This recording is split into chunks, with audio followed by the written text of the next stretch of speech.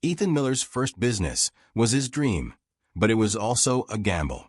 A self-taught software developer with a passion for technology, Ethan believed he could create a product that would revolutionize how small businesses managed their customer relationships. He poured everything he had into building his company: time, money, and hope. The garage where he worked became his second home, littered with energy drink cans, whiteboard scribbles, and the faint smell of soldered circuits. It wasn't glamorous, but Ethan didn't care. He was chasing something bigger than himself. His wife, Ava, wasn't directly involved in the business, though she supported him in the beginning, tolerating the long hours and the late nights spent hunched over his laptop. "You're going to change the world," she'd say with a smile, her arms wrapped around him as he took a rare break. Their life was simple back then. They rented a modest house in a quiet neighborhood, raising their two children, 6-year-old Liam and 4-year-old Sophie. Ava had left her job as a dental assistant to stay home with the kids, focusing on their routines, their playdates, and their school events. Ethan often joked that while he built software, she was building the foundation of their family. But as the years went on, the cracks began to show. Ethan's product, a cloud-based CRM system, was innovative, but the market was saturated with competitors offering similar tools at lower prices. He struggled to gain traction, landing a handful of clients who paid just enough to keep the business afloat. Every time he thought he was close to breaking through, a setback would derail his progress. A botched product update, a lost contract, a failed pitch to investors. The financial strain began to mount. Ethan dipped into their savings to cover operating costs, maxed out credit cards to pay developers, and took on side gigs to keep the family afloat. He was chasing success like a man running uphill in a storm, the weight of his dreams pressing down on him as the winds of reality pushed him back. Ava's patience wore thin. "How much longer are you going to keep throwing money at this?" she asked one night as they sat at the kitchen table, surrounded by bills they couldn't pay. "It's not throwing money away," Ethan replied, rubbing his temples. "This is an investment.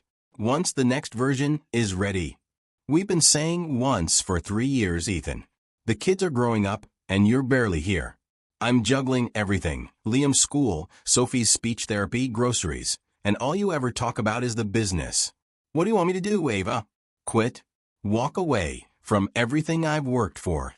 "I want you to think about your family," she snapped. "I am," he shot back, his voice rising. "That's why I'm doing this. I'm trying to give us a future." The argument ended in stony silence, like so many before it. When the business finally collapsed, it felt like the air had been sucked out of the house. Ethan came home that evening with the news, his shoulders slumped and his eyes hollow. "It's over," he said simply, standing in the doorway. Ava stared at him from across the room, her face unreadable. "What do you mean?" "I had to shut it down. We're out of money. There's nothing left." For a long moment, neither of them spoke. The silence was broken only by the sound of Sophie's laughter from the living room as she played with her toys, blissfully unaware of the storm brewing around her. Ava exhaled sharply and shook her head. "I can't do this anymore." "What are you saying?" Ethan asked, dread curling in his stomach. "I'm saying I'm done, Ethan. I'm done waiting for things to get better. I'm done pretending this is a life I can live." She stood and walked to the bedroom, returning moments later with a suitcase she'd already packed. "You're leaving?" Ethan asked, his voice cracking. "I have to," she said, avoiding his gaze. "I need to figure out who I am outside of this mess." "What about Liam and Sophie?" "They'll stay with you for now," she said quickly, as if the decision had already been made. "It's better for them. I need time to get my life together." Ethan was too stunned to respond. He stood frozen as Ava bent down to kiss each child goodnight, her tears falling silently onto their hair. "Mommy loves you," she whispered. "I'll see you soon." Then she walked out the door and didn't look back. In the days that followed, Ethan tried to make sense of what had happened. He threw himself into caring for the kids, doing his best to shield them from the confusion and pain of their mother's sudden departure. At night, after Liam and Sophie were asleep, he would sit at the kitchen table, staring at the empty chair where Ava used to sit, and wonder how everything had fallen apart so completely. Life became a balancing act. Ethan found freelance tech work to pay the bills, juggling client deadlines with school pickups, bedtime routines, and grocery runs. He often felt like he was drowning, but he refused to let the weight of it crush him. For Liam and Sophie, he had to stay strong. Ava's absence left a hole in their lives that no amount of effort could fill. Liam asked about her constantly, and Sophie, too young to understand, simply cried whenever her mother's name was mentioned. Ethan didn't have answers for them. He barely had answers for himself. 3 years passed. Ethan rebuilt his life one small step at a time, not out of ambition but necessity. He worked tirelessly to keep a roof over their heads, food on the table, and a sense of normalcy for the kids. He wasn't the man he used to be. There was no time for dreams anymore. But at least he still had his children. Ethan Miller never thought he'd find the strength to start over. But life has a way of demanding resilience when it feels like you have nothing left. After Ava left, Ethan sank into despair, but his children, Liam and Sophie, became his lifeline.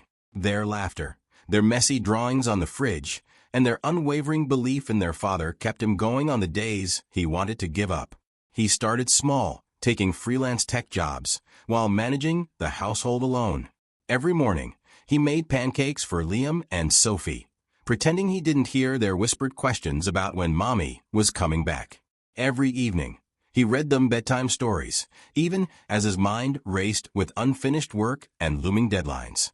The routine was exhausting, but it kept him grounded. One night, as Ethan tucked Sophie into bed, she looked up at him with wide, innocent eyes. "Daddy, do you miss Mommy?" she asked softly. Ethan paused, caught off guard. He sat on the edge of her bed, stroking her hair. "I do, sweetheart," he said honestly. "But sometimes people make choices that hurt us, and we just have to keep moving forward. Will we be okay?" Liam asked from the doorway, his voice hesitant. Ethan nodded firmly. "We'll be more than okay. We're a team, remember." That conversation became a turning point. Ethan realized that his children were not just his responsibility. They were his greatest source of strength. He couldn't afford to wallow in the past. He had to build a future for them. Using his skills and the hard lessons learned from his failed business, Ethan founded a new company, Phoenix Technologies. The name was a nod to his journey, a symbol of rebirth from the ashes of his previous failures. This time, he approached the venture cautiously, with no unnecessary risks and no grand illusions. He started by developing small, practical software solutions for local businesses. His first client was a neighborhood bakery that needed a simple inventory management system. It wasn't glamorous, but it was a start.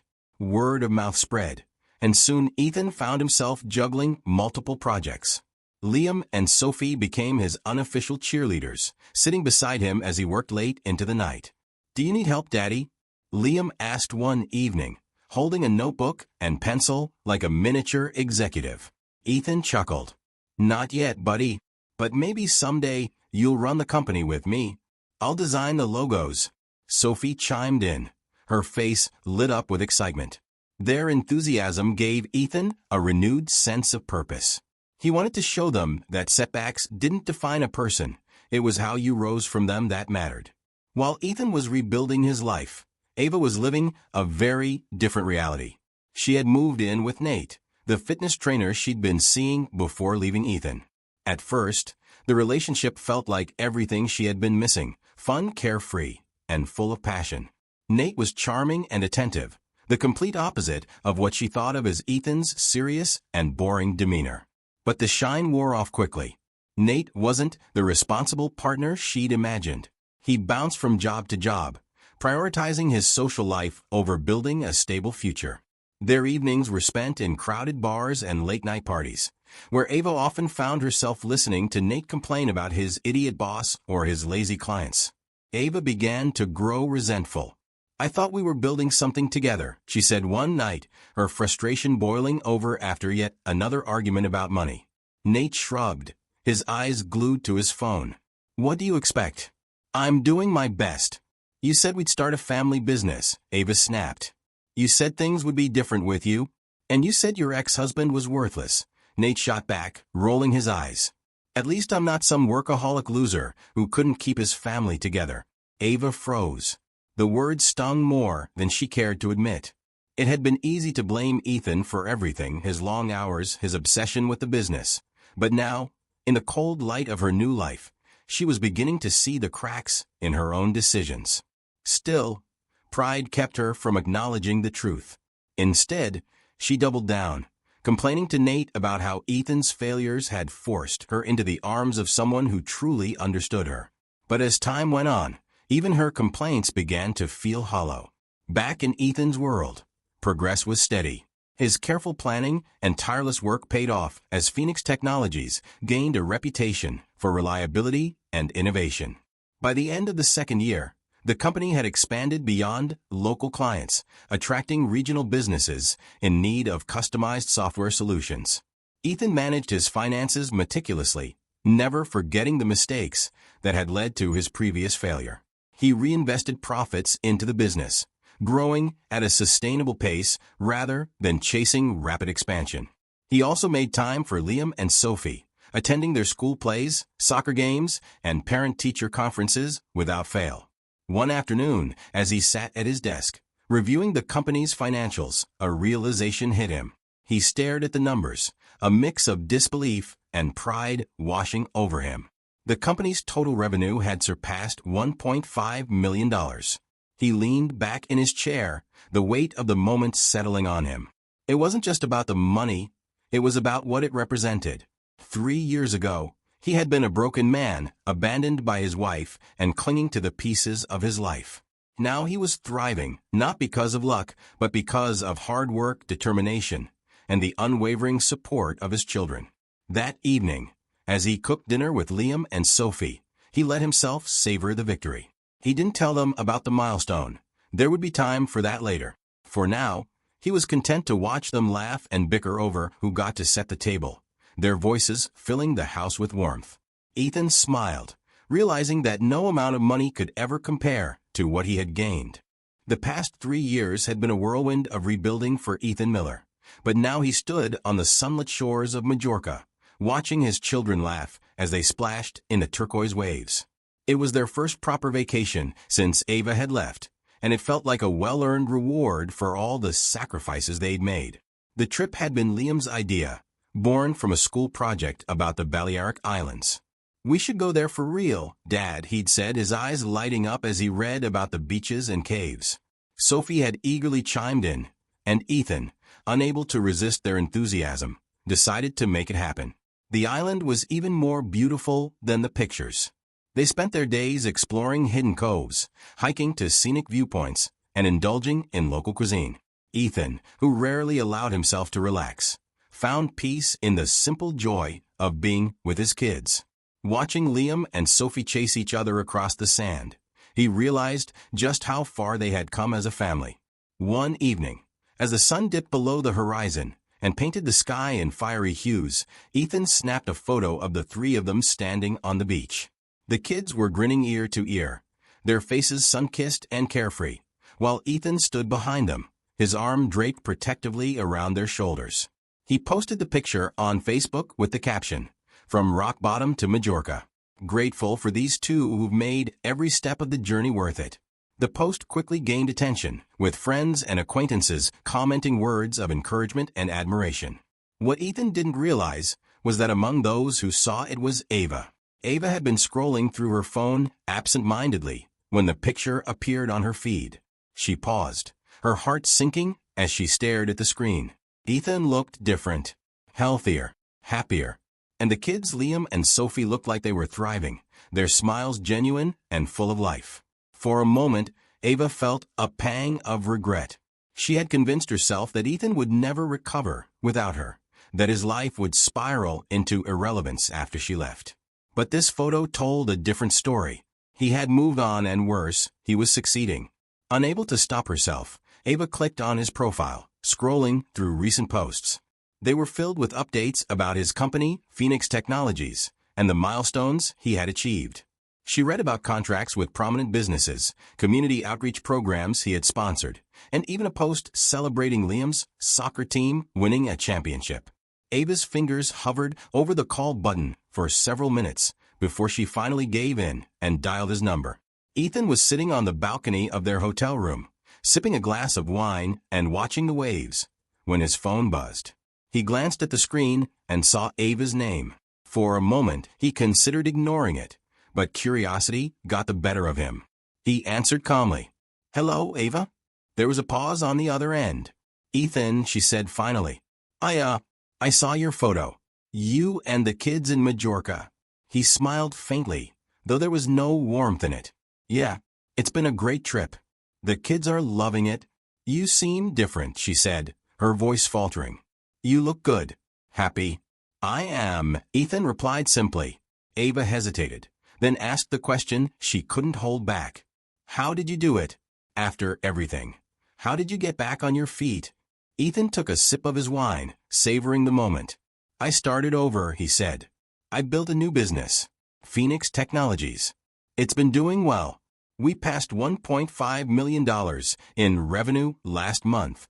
The silence on the other end was deafening. Ava struggled to process the information. Ethan had not only survived without her, he had thrived. "I'm glad you're doing well," she said finally, though the words tasted bitter. "I should go?" Ethan didn't stop her. "Take care, Ava," he said before ending the call. 2 weeks later, the vacation ended, and Ethan and the kids returned home. The house felt warm and welcoming, filled with souvenirs from their trip and the energy of a fresh start. Ethan was unpacking the last of their bags when the doorbell rang the next morning. He opened it to find Ava standing on the porch. Her once polished demeanor was replaced with a disheveled appearance. Her hair was unkempt, and her face bore the signs of sleepless nights. Most notably, her swollen belly was impossible to ignore. "Ava," Ethan said, his voice neutral. "What are you doing here?" She hesitated, her hands nervously clutching the strap of her purse. I need to talk to you." Ethan stepped aside, letting her in. She walked into the living room, her eyes darting around as if searching for something familiar. "What's this about?" Ethan asked, crossing his arms. Ava took a deep breath, tears welling in her eyes. "I'm pregnant," she said. "And Nate, he left. He said he wasn't ready to be a father. I don't know what to do." Ethan raised an eyebrow, his expression unreadable. "And you're here because?" "I need help, Ethan," she admitted, her voice breaking. "I have nothing. Nowhere to go. I can't do this on my own." Ethan's jaw tightened, but he kept his tone calm. "Ava, I'm sorry for what you're going through, but I don't see how this is my problem. Please," she said, her voice desperate. "At least help me with child support. I can't raise this baby alone." Ethan stared at her, incredulous. "You're asking me for child support? For a child that isn't mine? I didn't know who else to turn to," she said, tears streaming down her face. "I made a mistake, Ethan. I see that now. I should have never left you. I should have stayed. We could have fixed things." Ethan's gaze hardened. "You didn't leave just me, Ava. You left Liam and Sophie too. You abandoned your family because you thought the grass was greener somewhere else. And now that it isn't, you want to come back?" Ava sobbed openly, sinking to her knees. "Please, Ethan, I'm begging you. Take me back. I'll do anything to make it right." Ethan took a deep breath, his voice steady. "Ava, I've rebuilt my life, and I'm not going to let you tear it down again." As she cried, Ethan felt no anger, only a deep, unshakable resolve. "I'll always make sure Liam and Sophie are taken care of," he said. "But as for you, Ava, I think it's time you figured out your life without me." He opened the door, signaling the end of the conversation. Ava hesitated but eventually rose, her shoulders slumped in defeat. Without another word, she stepped outside, and Ethan closed the door behind her. In the quiet that followed, Ethan stood in the living room, taking a moment to let it all sink in. Then, hearing Liam and Sophie's laughter from upstairs, he smiled. His world was intact, and he wasn't looking back. Ethan watched Ava walk down the driveway, her figure fading into the distance as she shuffled toward her car. For a fleeting moment, he felt a pang of pity for the woman who had once been his partner in life. But it quickly dissolved into resolve. The days of being manipulated or guilt into fixing someone else's mess were over. Liam and Sophie ran into the living room, giggling over a shared joke.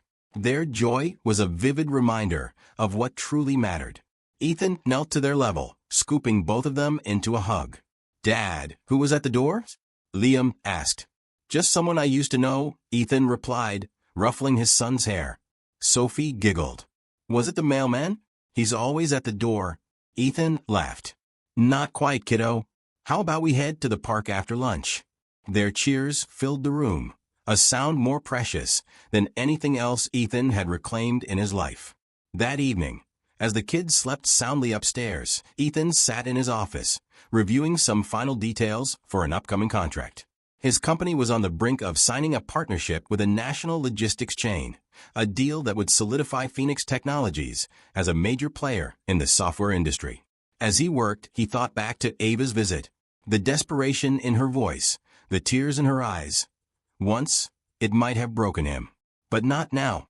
He had grown into a man who could stand firm, someone who could weather storms without losing himself. The doorbell rang again, startling Ethan out of his thoughts. His first instinct was to ignore it, but something compelled him to answer. When he opened the door, he found a man standing there, his posture stiff and his expression uncertain. "Can I help you?" Ethan asked, his tone cautious. The man shifted awkwardly. "You're Ethan Miller, right?" "That's right. I'm Nate," the man said, extending a hand. Ethan's heart skipped a beat, but he didn't flinch. He crossed his arms instead, letting the silence hang heavy between them. "I know this is awkward," Nate continued, withdrawing his hand when Ethan didn't take it. "But I need to talk to you." "About what?" Ethan asked, his tone clipped. Nate glanced over his shoulder, as though making sure no one else was watching. "Ava told me she came to see you. And I know she probably said some things that might make you think she's struggling. And she is. But I just want to make it clear whatever she told you about me. It's not the full story." Ethan raised an eyebrow. "You think I care about your side of the story, Nate?" Nate hesitated, running a hand through his hair. "Look, I didn't sign up for all this, okay? I'm not ready to be a dad, and Ava knew that. She..." "Stop," Ethan said, his voice cutting through the man's excuses. "I don't want to hear it." Nate's mouth opened, then closed again. He looked down, his confidence deflating. "I don't know why you're here," Ethan continued, his tone steady but firm. "But let me make one thing clear. Ava's decisions are her own, and they have nothing to do with me anymore. You walked into this situation willingly. You can either take responsibility or walk away. But don't come to me looking for advice or absolution. I've got my own life to live." For a moment, Nate looked like he might argue, but then he nodded. "Fair enough." He turned and walked back to his car without another word. Ethan closed the door, shaking his head. In the weeks that followed, Ethan's life continued to flourish.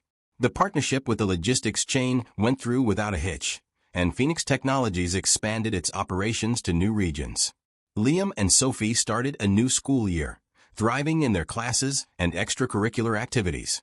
Occasionally, Ethan would hear whispers of Ava's struggles through mutual acquaintances. She had moved into a small apartment on the other side of town and was working part-time at a cafe to make ends meet. Nate had disappeared from her life entirely, leaving her to face the challenges of single motherhood alone. Ethan didn't feel vindictive about her downfall, nor did he take any pleasure in it.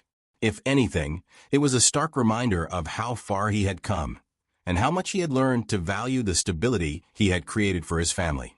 One evening, as he tucked Liam and Sophie into bed, Sophie looked up at him with sleepy eyes. "Daddy, are we going to the beach again next summer?" Ethan smiled. "You bet. Maybe we'll even go somewhere new." "Can we bring Mommy?" Liam asked suddenly, his voice tentative.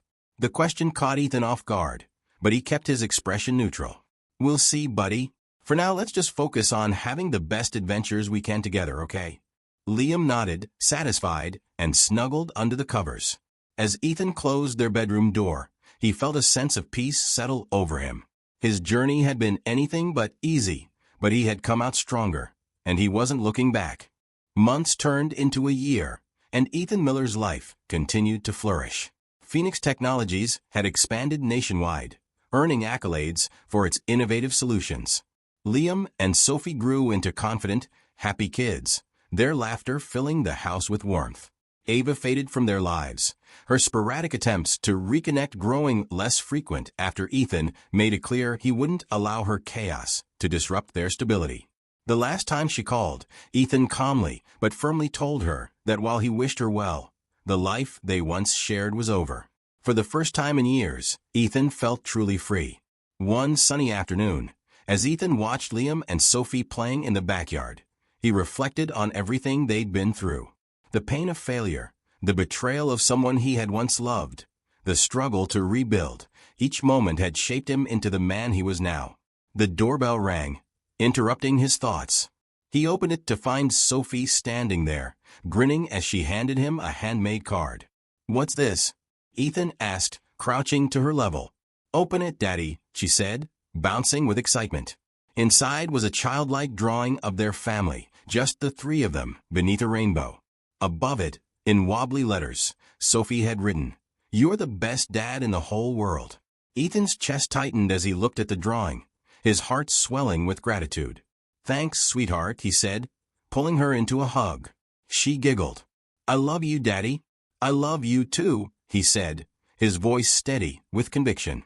As Sophie ran back to join her brother, Ethan stood in the doorway, the card in his hand. The past no longer held any power over him. His family, his business, his happiness. It was all here, and it was more than enough. For Ethan Miller, the future was as bright as the sunlit sky above. What would you do in Ethan's shoes? Could you forgive Ava, or would you move on like he did? Share your thoughts in the comments below.